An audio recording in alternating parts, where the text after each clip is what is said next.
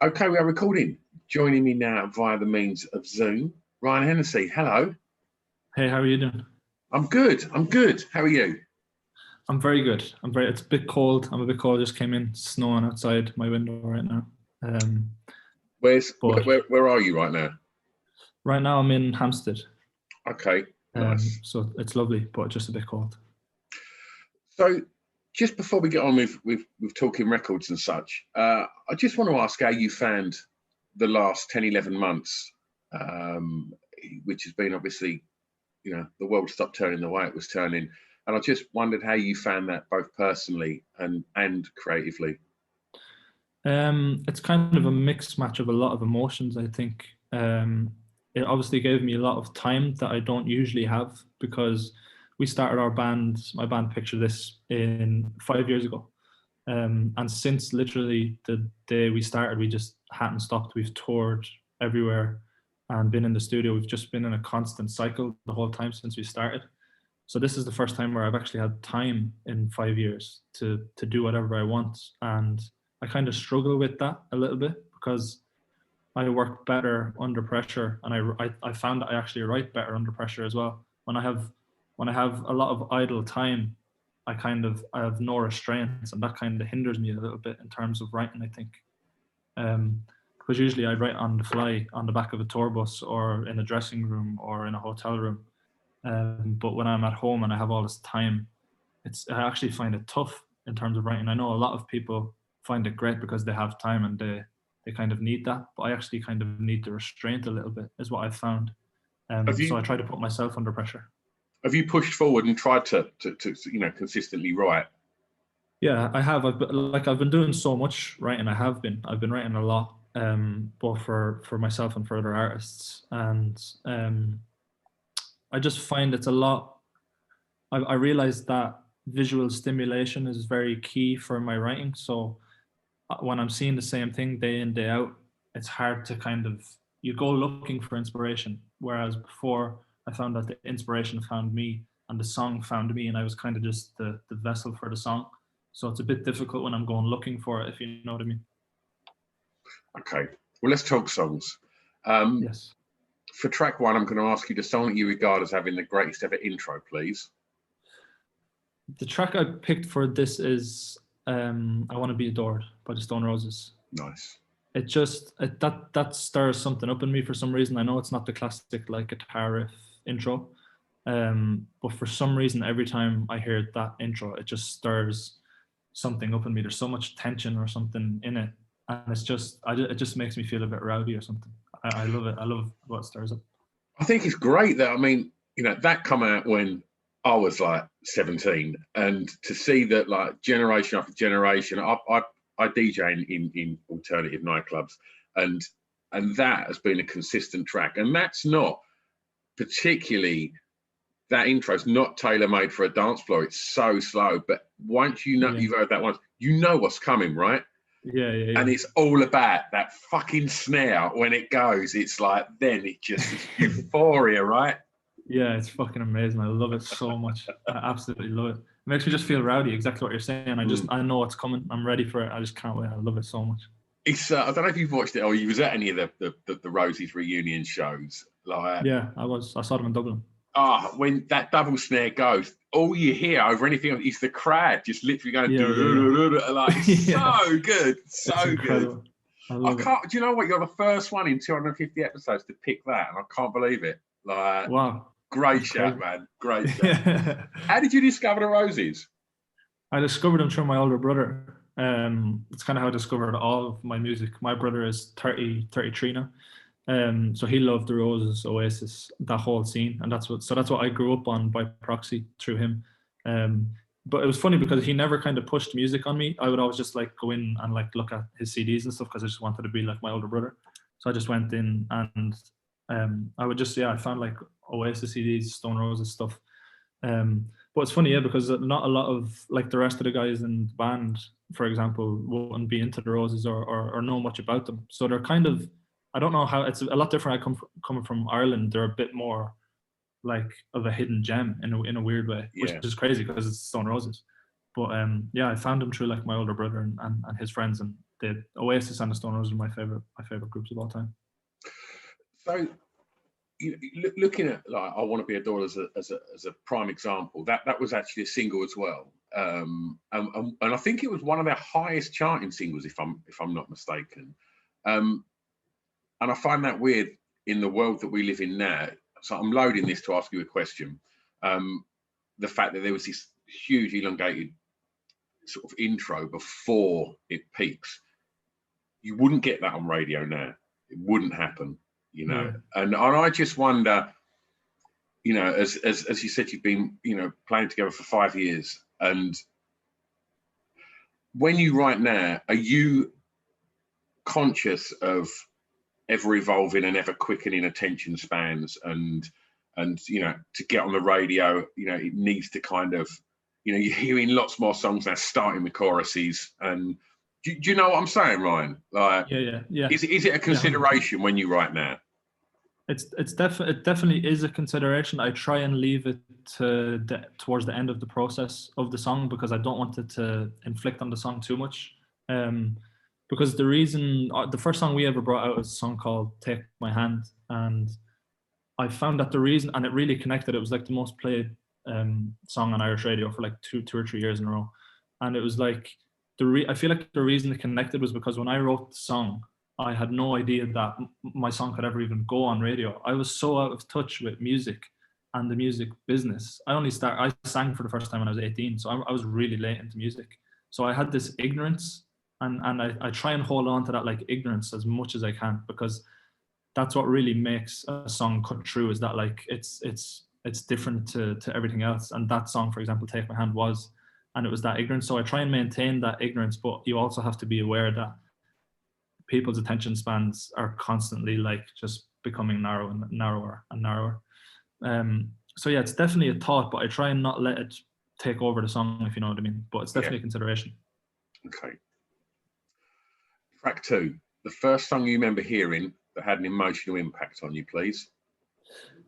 This track for me is it's "Dirty Diana" by Michael Jackson, which I just remember hearing that song for the first time. I would have been like probably a teenager, like in my early teens, and I heard the song for the first time, and I always try to explain this to people, but I don't know how to explain it. It's like it had an emotional, like I felt like I wanted to cry because the song was so good. Like it was so good.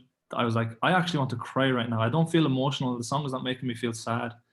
It was just so powerful, and it hit me. And I just really remember it being a really poignant moment of like, I really want to cry right now, and I don't know why. This is just so good that stirring that kind of emotion in me. It was really weird. How do you in regards to sort of music, how do you, if you're having a low day, you're feeling blue, do you go and reach for the Best of S Club 7 and put a smile on your face, or do you kind of like immerse yourself in downbeat music and process that emotion through listening to the stuff that's a blanket, you know? Yeah, I usually delve into the sadder stuff. Yeah, I'd like listen to like, I don't know, Bob Dylan or something when I'm feeling like blue. I wish I was the kind of jump up and listen to S Club 7 or some sort of pop tune like that. I'm sure it would probably work actually. I need to try that out.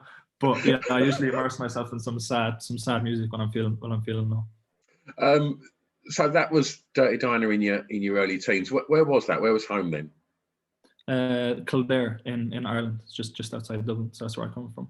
How was that growing up? It's a very, being Irish, I guess growing up for me, I started writing poetry when I was like 7, and that's where my songwriting comes from. I was into poetry before I was into music, and I find that being Irish, you just have a way with words. And I think everybody does, even just through conversation, through our accents and stuff.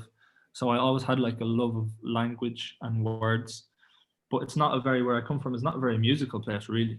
And my family are not a very musical family. There's nobody, I don't know anybody in my family that can play an instrument or sing or anything like that. So growing up, all I did was play football and chase after girls. That's all I did. I had no interest in music. So that was kind of my surrounding. It wasn't a very musical surrounding.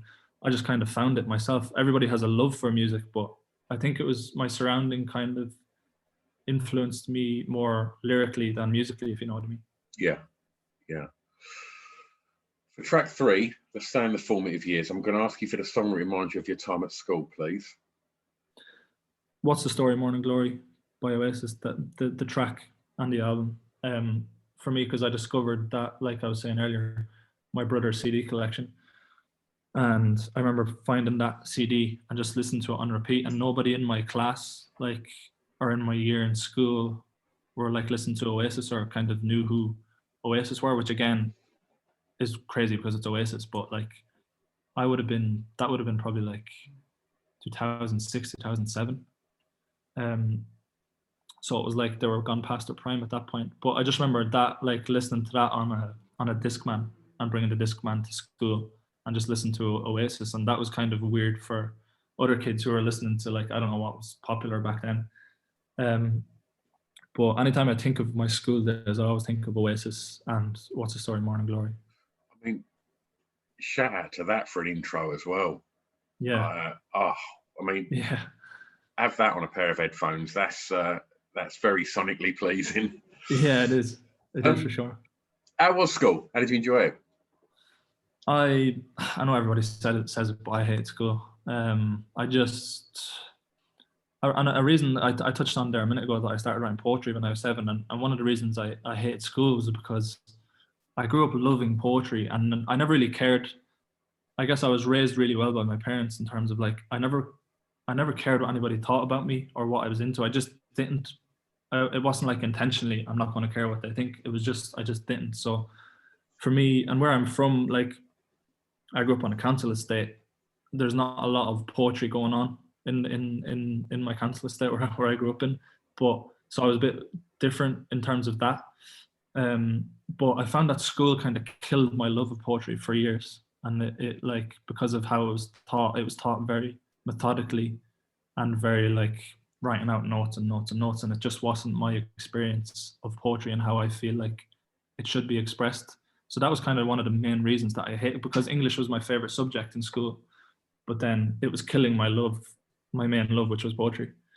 And other than that, yeah, I just didn't really like it. I just wanted to play football and chase after women, like I said. But I also have school to thank for my music career because, like I said, I never sang until I was 18. And when I was in my last 2 years of school, I had to pick a subject, and it was either woodwork or music. And I'm terrible at anything like DIY, anything like that. I just can't do it. I'm really bad. So, and there was loads of girls in the music class. So I was like, right, music seems like the way to go here. And I got into the class, and they were like, you have to play an instrument or sing or do some, like, computer technology. And I was like, can't play an instrument, don't know how to use a computer in terms of music technology. I'll just try and sing. And then I did. And I just remember my music teacher being like, I didn't know you could, like, I thought you can't sing. And I was like, look, I can't, like, can I? Like, I don't know if that was good or not. And he was like, that was really, you had no kind of inkling that you could sing. No idea whatsoever. I had never even, like, tried to sing in any way. And then I was just like, I don't know how I had the nerve to even do it, because, like, I'd never sang before, and I can be a bit, like, tentative about things like that. But I just sang, and then my music teacher was like, where did that come from? And then he was just like, this is all right, you can come into this class. Like, you have to be in this class. I want you in this class. And then I remember going home and singing for my dad for the first time. I came down the stairs and I kept walking past the sitting room because I didn't want to go in to ask him, could I sing for him? Because I was like, he's going to find this so weird. And I went in and I was like, I eventually got in and I was like, can I sing for you? And he was like, yeah. Of course, you can sing for me if you want. Yeah, no problem. Like, this is weird, but go for it. And I actually sang an Irish song called Come My Little Son, a traditional Irish song. And I just remember I told him to close his eyes and not look at me. And then I was going to close my eyes as well because I was so nervous. And I sang for him. And he was, again, just like, where did that come from? I've never heard you sing. And you have this voice, like, where, like, he was so blown away. And if it wasn't for school, I never would have done music, and I probably never would have sang. So I have school to thank for my career in a way. I mean, you said about the awkwardness you felt, walking past the door and obviously getting your dad to shut his eyes and you shutting your own eyes. Like, you've then gone on to play huge gigs in front of, thousands of people. Did the confidence come later, or was there a confidence back then? There certainly wasn't a confidence back then. It came by being thrown in the deep end, is where it came from. I just started writing songs. When I started that music class, I'd started writing songs. And then eventually we started Picture This, myself and Jimmy. And we became really big in Ireland very quickly. So our first show that we ever played was a sold out show in the Academy in Dublin to 800 people. And we were the first band ever to do that. So my first ever live show in front of an audience was that show. So that was your first ever gig? The first ever gig. First thing I've ever done. It was that, talk about being thrown in at the deep end. That was fucking intense. So most bands spend 4 years playing to like Two Men and a Dog in like dirty pubs in London. Oh man! And because I feel like a lot of people within the industry within Ireland kind of hold that against me a little bit. They're like, he didn't like spend his years like playing to two people like we did, and I'm like, but that's not my fault. I would have done that. Yeah. If that's what it took. We just happened to be very lucky. So yeah, the first show we ever played was, I was walking out to play for 800 people, and to play an hour and a half long set, and we only had 2 songs out, and it was just like thrown in at the deep end. So from that show on, I've just been super confident in live performance. How did you feel walking on stage that night, and how did you feel walking off stage that night? That's a great question. I've actually never been asked that, and 2 very, very different emotions. I remember feeling like I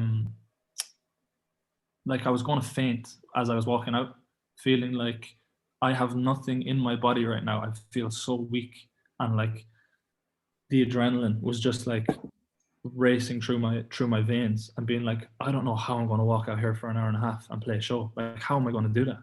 And then I actually came in late on, because we had an intro track and I was playing guitar, and I came in too late on the intro track. So it was like, but nobody noticed, because it was like Jimmy who's on the drums was looking after the track or whatever. So he just stopped it, and it was fine. But like 30 seconds in, I was like, I never want to leave this stage ever again. Like, I want to stay here forever. And I remember just like walking off stage and just feeling elated, like, and everybody, because I'm quite in person, quite reserved, and like, I'm not lighting up the room, you know what I mean? I'm a bit laid back. So, but I come alive on stage, and I did that night, and that was the first time that happened. And I remember coming off stage and everybody being like, what the fuck happened to you up there? You're a completely different person. So I went on as a very timid 22-year-old and left as a very confident, very, very happy young man. And I've been that way ever since. Nice. What was the first record you bought? First record I bought was, it was there's an Irish singer called Luke Kelly from the Dubliners. And there's a CD called the Performer, which is just all of Luke's best works. And I remember just being in an Extra Vision in my hometown, and I just had like pocket money, and I had been in there probably buying FIFA or something like that.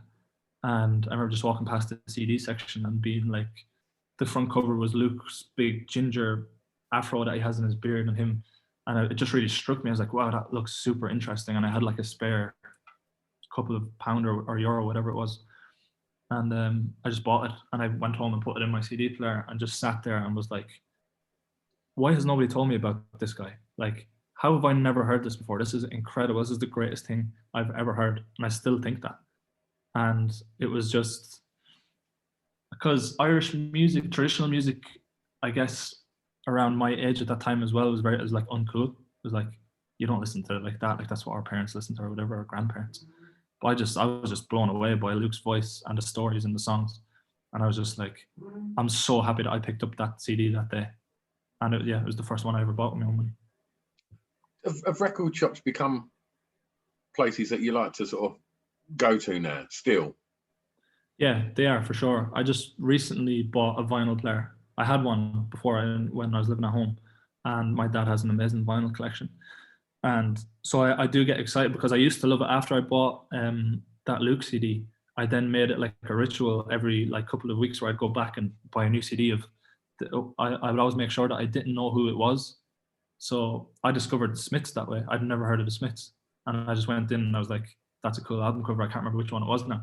But going home and playing that and being like, wow, this is incredible.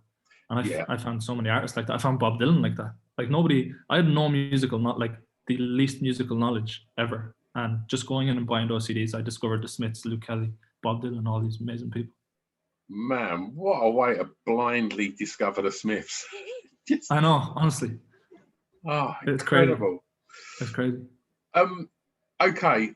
Well, for track 5, I'm going to ask you to tell me the song that soundtracked your years clubbing. I mean, you're a young man. You're still out clubbing, right? I never really. Again, I'm from a very small town in Kildare, so clubbing is not something that I'm very in touch with. Really, there's one club in my town, and I wouldn't really call it a club. But I love the whole culture of it. For me, the song that jumps out in my brain of like being in a nightclub as a teenager is Maniac 2000, a song by Mark McCabe, which is just like the Irish fucking anthem. And every night out when that comes on, it's just carnage. And that's kind of because I feel like that's etched in my brain from like going and picking up with my parents, like picking up my older sisters or my older brother from like when they're on night out and just hearing that like from the club and they're walking out, you just hear that from the door. Yeah. And then my first time being in the club as well, hearing that. But yeah, just another question I want to ask as well, just going back for a moment, that you said that obviously, you know, you didn't really sort of start doing anything to do with music until your last sort of couple of years at school. Up until then, what did you want to be? I wanted to be a footballer. I wanted to play football. That's all I was interested in, was playing football. And I played at a certain level in Dublin. But I was just obsessed with football from being a very young lad to, I still am completely obsessed with football. But that was what I wanted to be. I wanted to be a football player, and I had no ambition to be anything else. And it's something that I spoke to my dad about recently, where he was telling me that there was a moment, because between the age of like 18 and 21, 18 and 21, I was on the dole, like literally doing nothing, just on social welfare. And I'm not that kind of person that would just sit around, but for some reason I did. But I just always remember saying to my dad and my mom when they would come to be like, you have to go and get a job. I just always said to them, I can't have a normal job. I can't do a normal job. I can't do it. So I've never had a job other than this band. And for some reason, I just knew that. And I know that sounds like I was just being a chancer at the time. They were like, oh, of course you're going to say that. But I just felt like something, it sounds crazy, but I just felt like something was going to happen to me, or I was going to do something that was going to take me to somewhere like that, where it's not, and not that there's anything, of course there's nothing wrong with a normal job. I never thought there was anything wrong with it. I just didn't think that it suited me personally. And again, my family were just like, you're a chancer, just go and get a normal job. And my dad only told me recently that he came like, he was so close to throwing me out to try and wake me up, to be like, kick me out of the house, to be like, right, actually, you have to go and get a job. But I never considered anything. I wanted to be a footballer, realized that wasn't going to happen, was on the dole for a couple of years, thought about joining the army at one point, which was a terrible idea for me. I wouldn't have lasted 2 seconds. And then music happened. So I'm just very lucky. I mean, both football and music are ridiculously competitive and difficult industries to reach the level of success that you've reached. Once you'd had that record out and you'd kind of come off stage, you know, for want of a better description, a changed man. Like, would you say now, and from that moment, you was driven? Yeah, I've always been a very driven person in general. That's why I was saying, like, when I was just sitting around on the dole, it was very not me. I've always been, when I love something and when I'm good at something, I'm super driven at that. And I just, the word desire is a word that I always use. I have a burning desire to be the best at something and just to explore something. And it goes against me a lot of time because I can't play a game of FIFA. If I lose, I just lose my head because I hate losing. I just want to win all the time. It causes arguments all the time. I can't lose at table tennis. I can't lose at FIFA. I just have the desire to be the best at whatever it is I'm doing. So I've always had that drive. I don't know. I think it probably comes from growing up in a council estate and kind of having to make your way to the top, whether that's through fighting on the street or whether just trying to survive like that. and just from my family, because I'm coming from that kind of background. I've just always had that drive. But I think the word desire is more apt. I have a desire to be the best and to improve all the time. And I just always, I have a belief in myself, in whatever I apply myself to, that I can do it, and there's no reason why I can't do it. And I always believed I'm the hungriest person in the room, if you know what I mean. And sometimes I meet somebody and they seem a bit more like, I'm like, oh, they're a bit hungrier than me, actually. They seem like they're really going at it, and that inspires me to be like, the next time I meet that person, I want them to feel that off me. So yeah, I'm super driven, and I have a lot of desire to improve and to do as much as I possibly can in music and every other field.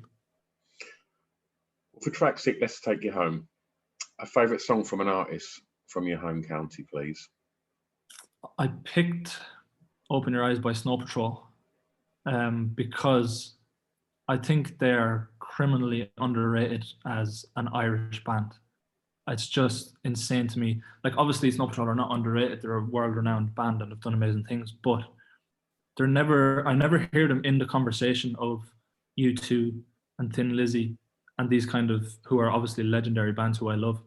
But I just feel like Snow Patrol deserve to, when it comes down to songs, they have my favorite songs across the board out of any Irish act ever. And I just feel like they're never kind of spoken about in the same breath as the likes of U2 and Thin Lizzy. And I think it's criminal. I really do. Why do you think that is? I don't know whether it's because they're from Northern Ireland. So people kind of, I think some of them are Scottish. Some of the members are Scottish. So I don't know if people kind of are like, because I have heard people sometimes be like, oh, they're not really Irish, are they? Well, like, but yeah, they are. They're completely Irish. They are Irish. So I think it's kind of that thing of like, U2 and Thin Lizzy are both Dublin bands, and that's something that I was very proud of when we were coming through. Picture this, we're not from Dublin, and I don't have a problem with anybody being from Dublin, of course. And I lived there for a while. But I was very proud that we were coming and making it at the top level, and we were from Kildare, where we're from. And because everybody's always very proud of the Dublin band, U2, Thin Lizzy's and all of that. But I think that's probably why Snow Patrol are not spoken of in that way. And I think maybe it's because they're still around and they're a bit more recent than U2 and Thin Lizzy. So maybe in another 20 years they will be spoken about in the same breath. But I definitely think in 20 years' time, someone's gonna listen to the best of Snow Patrol and think, fuck, they've got a lot of good songs. Yeah, they have a crazy amount of great songs.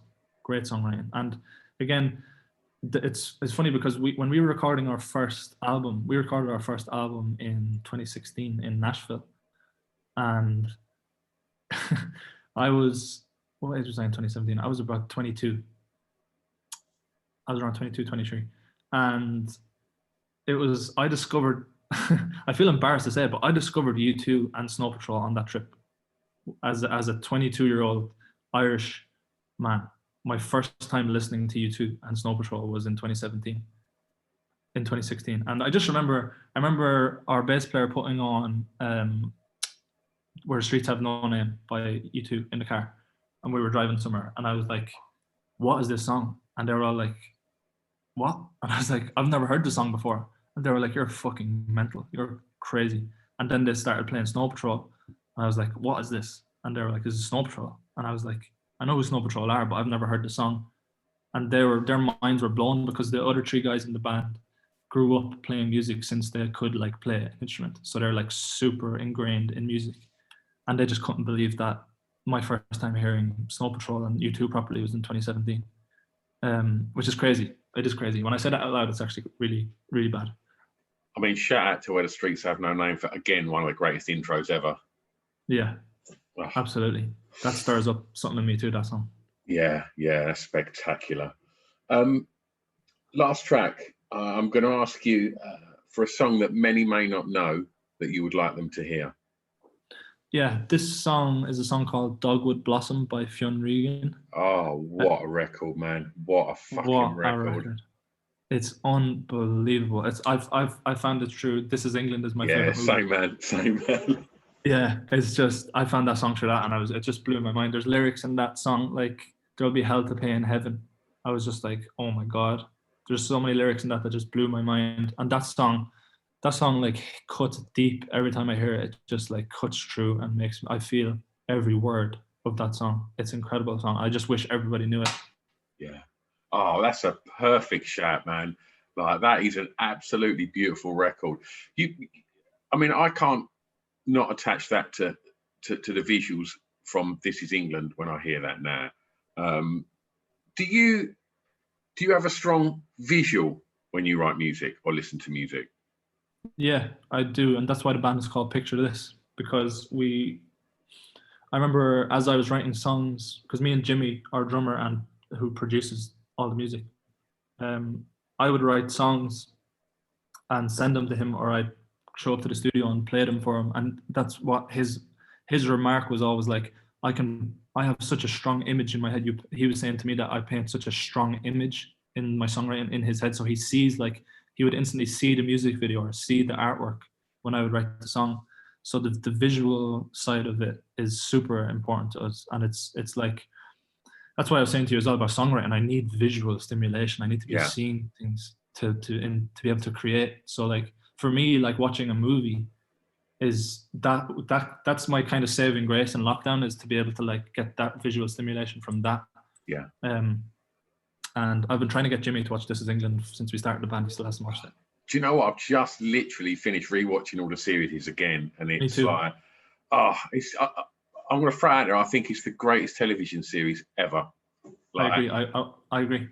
100%. I'm actually interviewing Thomas Turgoose on Friday, and I'm so excited, man. Wow, I'm jealous. That's so cool. I'm obsessed with I'm obsessed with Joe Gilgan. Yeah, like, the guy is a legend. I want to work with him so bad. I'll tell you what. If you get a chance, listen to Joe Gilgan. This podcast comes out as part of a network which is owned by a musician called Scroobius Pip. And he's got a really amazing podcast called Distraction Pieces. Listen to Joe Gilgan talk to Pip on that podcast.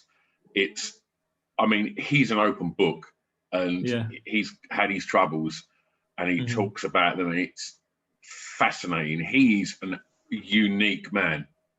He really is. He's fascinating. I'm going to check that out, because I've listened to a couple of podcasts that he's done, and it's incredible listening. He's so open. It's crazy, but I love it. I'm going to check that out. I want to work with him so bad. I want him to be in a music video, direct a music video. I just want to hang out with him. He's a legend. Yeah, absolutely, man. Well, we put together a Spotify playlist to accompany this podcast with all your song tracks and some of the others that we've spoken about. As 2021 is starting to unfold, and there's vaccinations in place, and it would appear that infection rates and everything again, I don't want to dwell on this, are going down. So with a positive mindset, what are you looking forward to personally from the rest of 2021, and what's coming up professionally? I'm looking forward to, I was looking at videos there, because we just released a song on Friday, a song called Things Are Different, and it's the first song off our next album that's going to come this year. And usually we would twin an album with a tour, as anybody would. And I just saw the fans, like, on Twitter, they were making these videos of old footage of our shows with the song over it. And I was just like, as if I hadn't missed it enough, was just like, I just missed as a frontman of a band, you obviously have a bit of like, you love no matter who you are and what you say, you love the adoration to a certain extent. Of course. And of course, and I see people deny it all the time, but let's be honest. Of course you love it. Who's not going to love that? I miss the power of standing in front of a sea of people and having them in your hand and them doing whatever you say. And I mean that in terms of a collective experience. I don't mean that as me being in charge of everybody. I mean it as a collective feeling that I'm with you for the next 2 hours and you're with me, and everybody here can be whoever they want to be and do whatever they want to do and just have fun. And I'll sing a song and they'll sing it back to me for 10,000 different reasons, their own individual reasons. That kind of collective togetherness. I love the feeling of being part of a group. I love the feeling of being part of a gang. I love that whole thing. So I miss that so much. And I miss watching people having fun, because our shows, the live side of our band is probably the best side, or the side that people really come to us for, is our live show.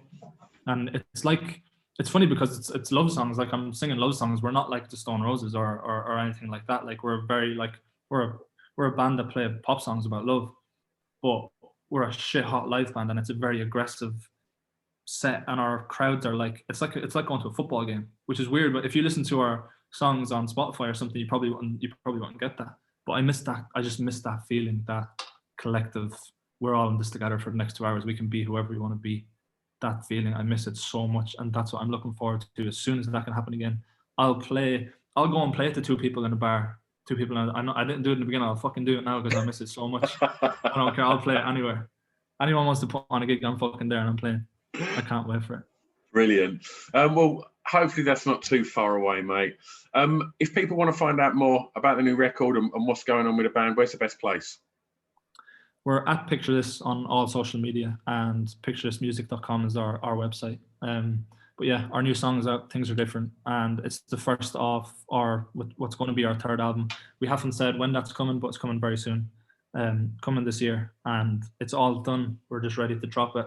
But yeah, at Picture This, you'll find us there. Wonderful. Ryan, it's been a real pleasure, man. Thanks so much for your time. Thank you for having me. I really enjoyed it. Right, I've pressed up on there.